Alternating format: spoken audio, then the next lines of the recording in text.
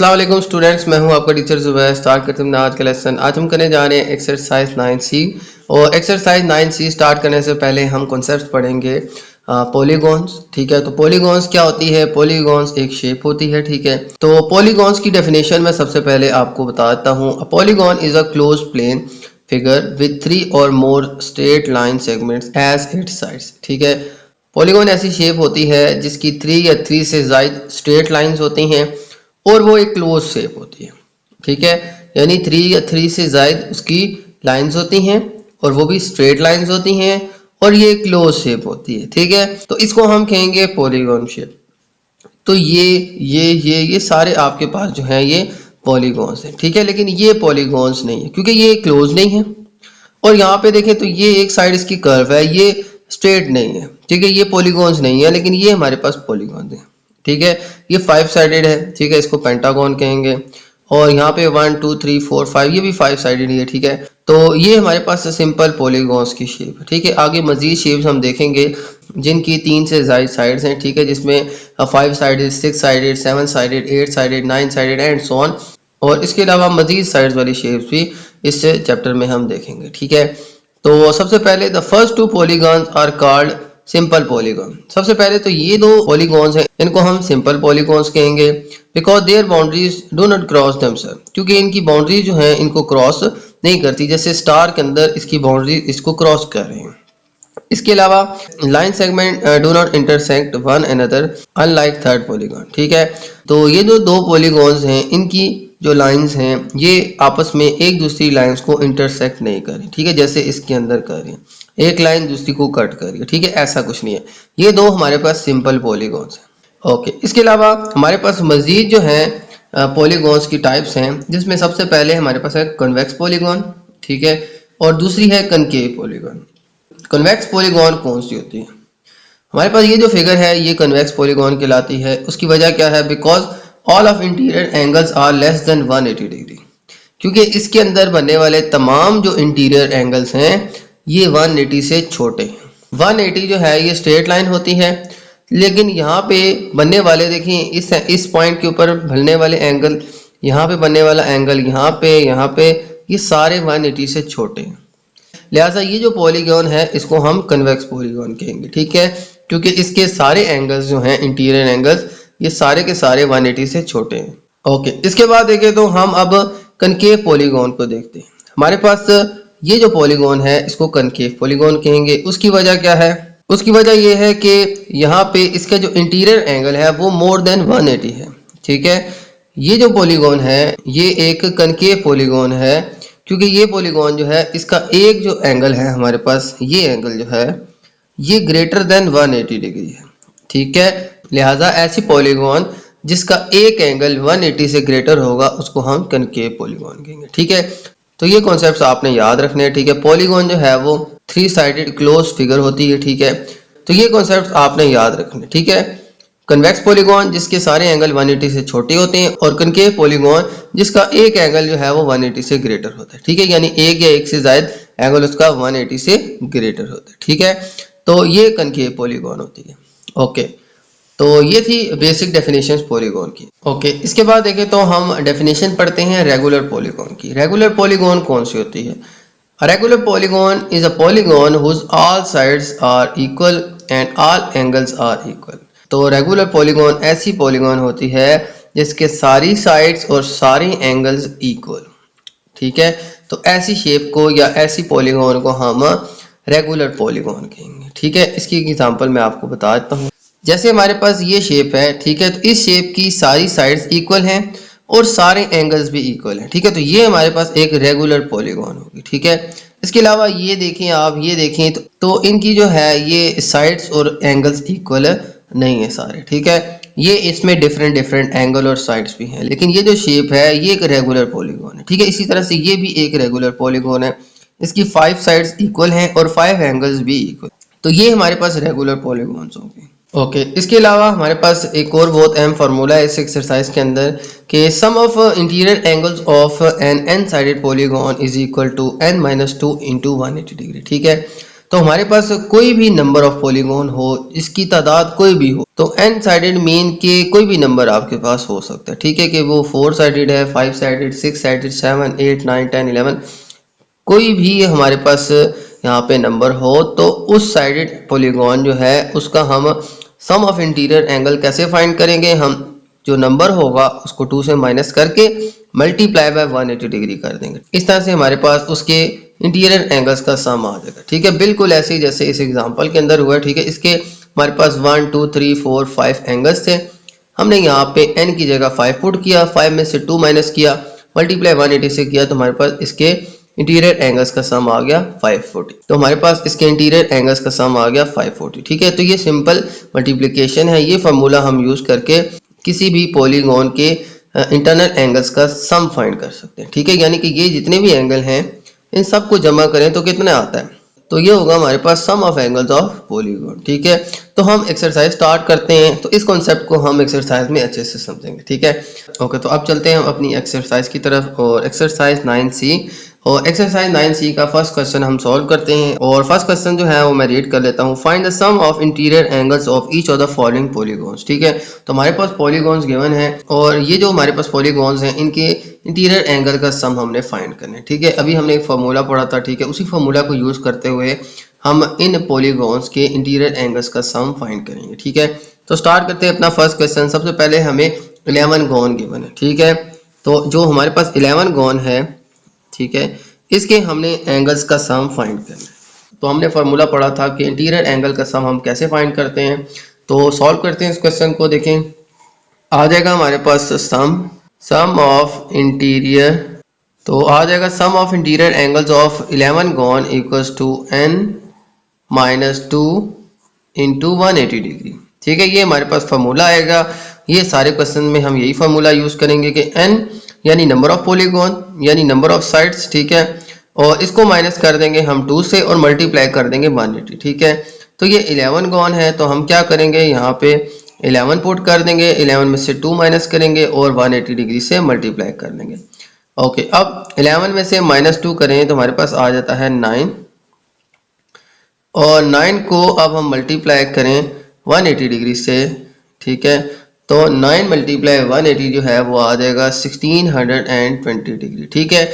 इस तरह से हमारे पास इस 11 गॉन के इंटीरियर एंगल्स का सम आ जाएगा, ठीक है। ये बहुत सिंपल सा क्वेश्चन है, एक ही फार्मूला है, आपने इसी फार्मूला से इसको सॉल्व करना है, ठीक है। ओके, चलते हैं बी पार्ट की तरफ। बी पार्ट के अंदर है हमारे पास 12 गॉन, ठीक है।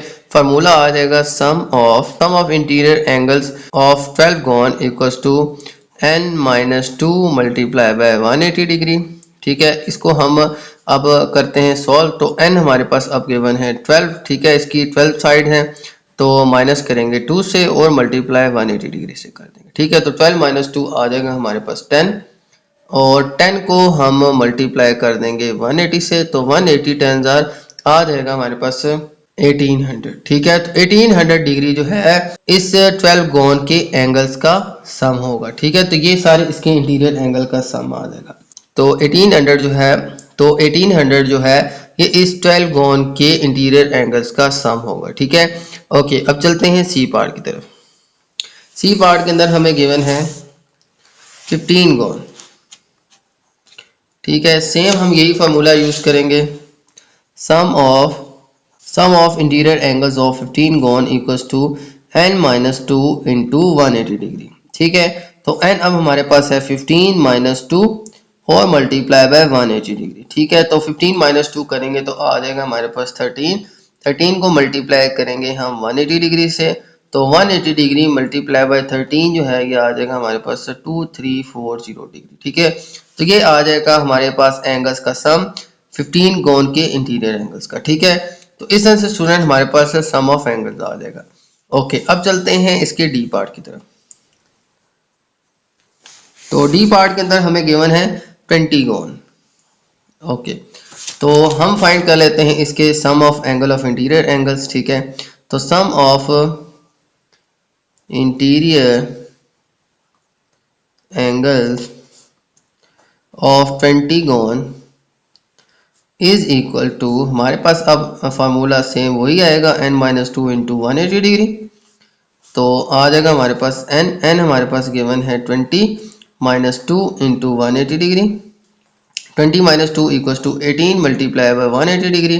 तो 18 मल्टीप्लाई 180 डिग्री आ जाएगा हमारे पास 3240 डिग्री। ठीक है, तो ये आ जाएगा स्टूडेंट हमारे पास एक 20 गोन के इंटीरियर एंगल्स का सम। ठीक है, ओके, तो ये था स्टूडेंट इसका फर्स्ट क्वेश्चन। अब चलते हैं नेक्स्ट क्वेश्चन की तरफ। ओके, तो चलते हैं नेक्स्ट क्वेश्चन, क्वेश्चन नंबर 2 की तरफ। और क्वेश्चन नंबर 2 मैं रीड कर लेता हूँ। Find the values of the unknown in each of the following figures. ठीक है, तो हमारे पास फिगर्स गिवन है। ठीक है, इनके जो अननोन एंगल्स हैं इनकी हमने वैल्यूज फाइंड करनी है। ठीक है, यहाँ पे हमारे पास एंगल ए गिवन है। ठीक है, ये हमें अननोन है। इसी तरह से यहाँ पे बी जो है ये अननोन है। ठीक है, तो ये हमने फाइंड करना है। तो स्टार्ट करते हैं अपने फर्स्ट क्वेश्चन से। सबसे पहले देखें तो हमारे पास ये शेप गिवन है। तो ये देखें यहाँ पे इसकी 4 साइडेड है, तो ये एक क्वाड्रिलेटरल शेप है। ठीक है, तो इसमें हमने इसका अननोन एंगल फाइंड करना है ए। तो सबसे पहले हम क्या करेंगे, सबसे पहले हम फाइंड कर लेंगे इस शेप के इंटरनल एंगल्स का सम। इसकी 4 साइड्स हैं। ठीक है, तो 4 साइडेड शेप के इंटीरियर एंगल का सम क्या आएगा वो हम फाइंड कर लेते हैं। तो यहाँ पे 1 2 3 4 ये चारों इसके इंटीरियर एंगल्स हैं। ठीक है, इसके अंदर बनने वाले एंगल। तो अब सबसे पहले हम इसके इंटीरियर एंगल्स का सम फाइंड करेंगे, जैसे कि हमने इसके फर्स्ट क्वेश्चन में किया। तो ये एक क्वाड्रिलेटरल शेप है, तो मैं लिख लूंगा sum of interior angles of a quadrilateral. ठीक है, तो वो आ जाएगा n minus two into 180 degree. ठीक है, तो हमारे पास n जो है ये 4 साइडेड शेप है, तो आ जाएगा 4 minus two multiply by 180 degree. और 4 minus two equals to 2 into 180 degree, तो आ जाएगा हमारे पास 360 डिग्री। यानी कि इसके चारों एंगल्स का सम आ जाएगा 360 डिग्री। ठीक है, तो मैं अब इसके चारों एंगल्स को ऐड कर लेता हूँ। तो आ जाएगा angle A plus 110 plus 78 degree plus 62 degree equals to 360 degree. कि भाई इन चारों को ऐड करेंगे तो 360 डिग्री आएगा, वो हमने इस फॉर्मूला से फाइंड कर लिया। तो इन चारों का सम जो है वो 360 डिग्री आता है। तो ये आ जाएगा हमारे पास, देखें इसके 4 एंगल्स जो हैं इनका सम 360 डिग्री। ठीक है, ये हमने इस तरह से फाइंड किया था।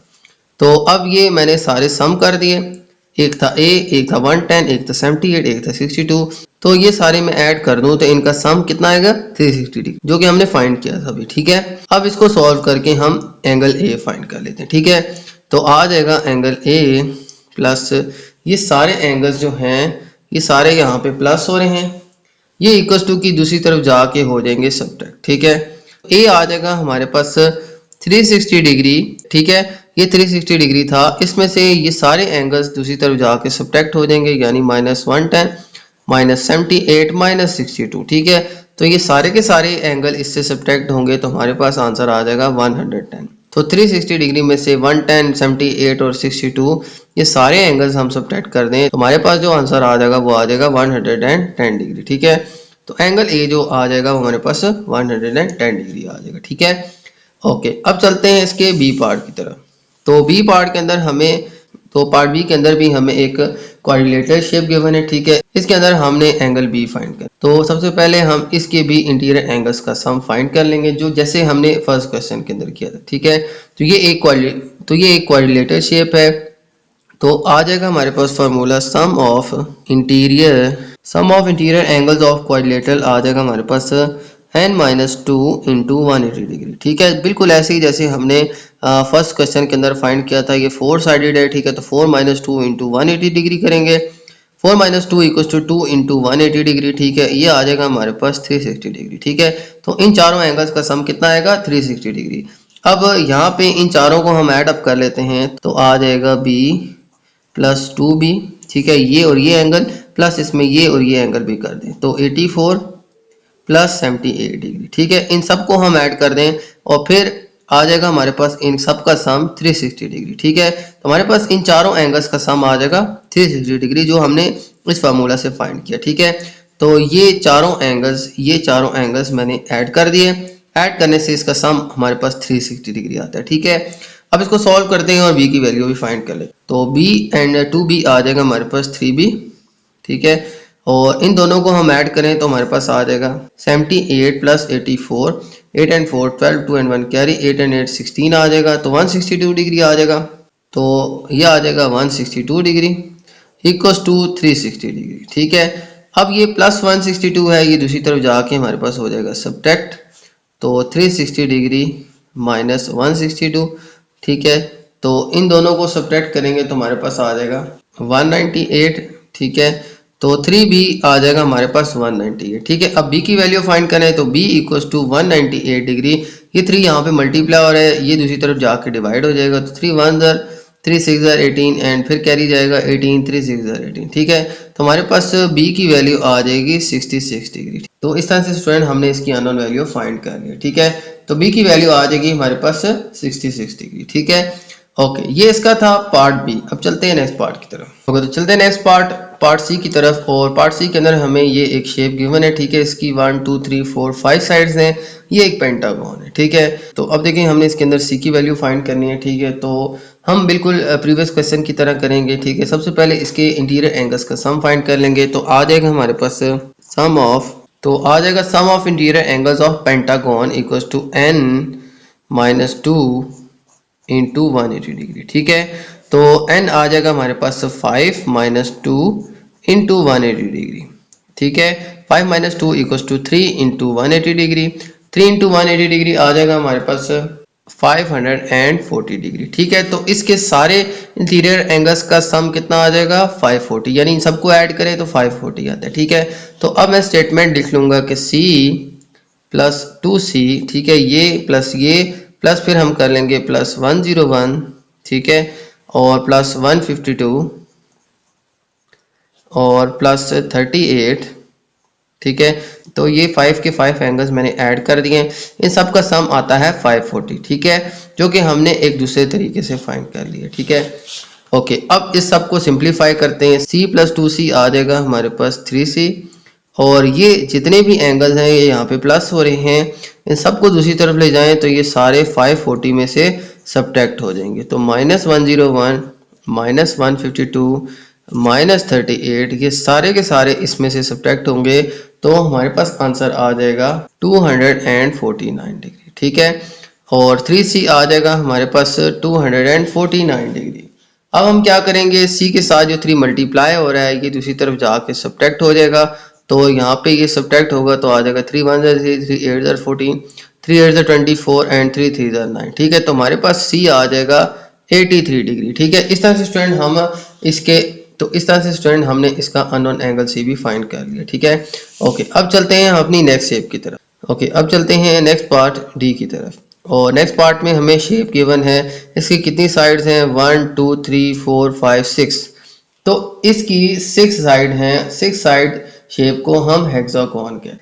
तो इसके अंदर हमने डी फाइंड करना है, तो सबसे पहले हम क्या करेंगे, इसके सारे एंगल्स का सम फाइंड कर लेंगे। ठीक है, तो सेम वही तरीका हम यूज करेंगे, हम लिखेंगे sum of interior angles of hexagon, क्योंकि अब ये 6 साइडेड है। ओके, तो आ जाएगा sum of interior angles of hexagon. ठीक है, तो ये एक हेक्सागोन शेप है, इसकी 6 साइड्स हैं। ठीक है, तो इसके इंटीरियर एंगल्स का सम आ जाएगा हमारे पास n माइनस 2 इंटू 180 डिग्री। इसी फार्मूला से हम इसके इंटीरियर एंगल्स का सम फाइंड करेंगे, तो आ जाएगा n equal to 6 minus 2 into 180 degree. ठीक है, तो 6 minus 2 equal to 4 into 180 degree, तो 4 इंटू 180 आ जाएगा हमारे पास 720 डिग्री। ठीक है, इस तरह से स्टूडेंट हमारे पास इसके इंटीरियर एंगल्स का सम आ जाएगा 720। ठीक है, तो इन सबको ऐड करते हैं तो इनका सम आएगा 720 डिग्री। ठीक है, तो इन सबको मैं अब ऐड कर लेता हूँ, आ जाएगा 4d ये वाला एंगल। ठीक है, ये भी 4d है, तो लिख लूँगा प्लस 4d। ठीक है, फिर ये 5d और 4d एंड देन फिर 5d। देखें इसके ये जो 4 एंगल थे, ये और ये थे 4d 4d 4d। ठीक है, प्लस 5d। बाकी दो जो हैं वो हैं 108 एंड 102, 108 प्लस 102 डिग्री। इन सब का सम देखें 1 2 3 4 5 6, ये 6 के 6 एंगल्स का सम आ जाएगा हमारे पास 720 डिग्री। ठीक है, ओके, अब हम इसको सिंप्लीफाई करते हैं और हम अपनी डी की वैल्यू फाइंड कर लेते हैं। तो 4 प्लस 4 प्लस 4 आ जाएगा 12, 12 प्लस 4 आ जाएगा हमारे पास 17d। और ये जो दो एंगल्स हैं ये प्लस हो रहे हैं, ये दूसरी तरफ जाके हमारे पास सब्ट्रैक्ट हो जाएंगे, तो माइनस 108 एंड माइनस 102। ठीक है, ये सारे ऐड करके 17D आता है, और ये दोनों जो हैं ये मैंने इक्वल्स टू की राइट साइड पे लेके सब्ट्रैक्ट कर दिया, ठीक है। तो ये दो जो एंगल्स थे ये अब राइट साइड पे जाके सब्ट्रैक्ट हो जाएंगे, यहाँ पे ऐड हो रहे हैं, दूसरी तरफ जाके ये सब्ट्रैक्ट हो जाएंगे, यानी कि इक्वल्स टू की राइट साइड पे जब शिफ्ट होंगे तो ये सब्ट्रैक्ट हो जाएंगे, ठीक है। तो अब सब्ट्रैक्ट करके आ जाएगा हमारे पास 17D इक्वल्स टू 510 डिग्री, ठीक है। और अब 17 यहाँ पे d के साथ मल्टीप्लाई हो रहा है, तो 17 दूसरी तरफ जाके हमारे पास हो जाएगा डिवाइड, ठीक है। ये यहाँ पे मल्टीप्लाई हो रहा था, दूसरी तरफ जाके ये हमारे पास आ जाएगा डिवाइड के अंदर, ठीक है। अब यहाँ पे इसकी कटिंग हो जाएगी हमारे पास 17 1 जार एंड 17 3 जार 51 और साथ में 0 आ जाएगा, ठीक है।